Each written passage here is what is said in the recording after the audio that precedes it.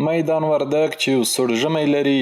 دغه ولایت ته راستانه شوي کډوال وایي چې د مسؤلینو له لوري ورسره د بخاریو، کمپلو، سون او خوراکي توکو ترڅنګ د نغدي مرستو پر مټ یې د ژمي سړې شپې او ورځې په ښه ډول تیریږي. دوی له مسؤلینو خوښ دي چې په هر ډول سختو حالاتو کې د دوی ښه پالنه کوي. دلته موږ ته کومک رسیدلی ده لکه زوال، نغدي مرسته، کمپلې،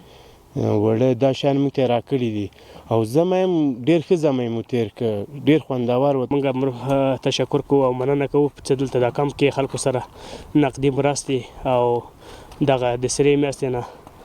او ریاست د حوادثو دغه ډېرې مرستې دلته ورسره وکړي دي خلکو سره،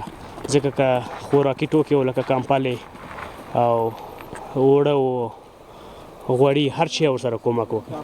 نو بیا هم موږ د مرستو تقاضا د دولت نه د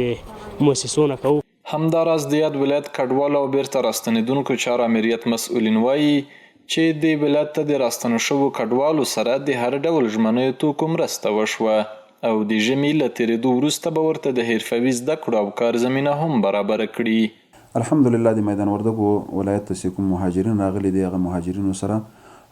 تر توان او طاقت پورې چې موږ څومره وغه ټول مرستې مو سره کړي دي،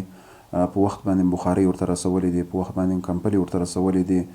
زغال او لرګي هغه هم ورته رسولې دي. نو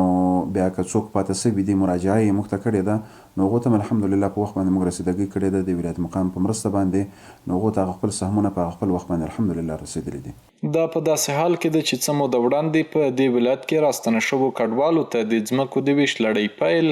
او 15 مستحقو کورنیو ته د ځمکو د ویش سندونه ورکړل شول.